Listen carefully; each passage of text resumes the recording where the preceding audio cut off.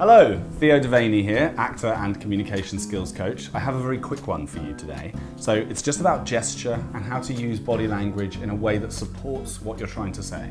So often we're not sure about when or how to use gesture. Now the use of gesture just comes from rhythm, and the rhythm begins with your words. So take a little paragraph of a newspaper article or a children's story or anything at all, a novel that you're reading. Take one sentence, say it into the mirror with your hands completely flat by your side and see how your voice comes out.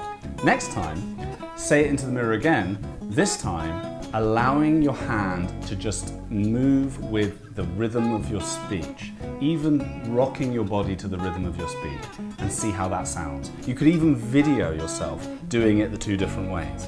What it will give you is a sense of how gesture and emphasis with your body can add support to your words without upstaging. Great, I hope you find it useful. See you next time.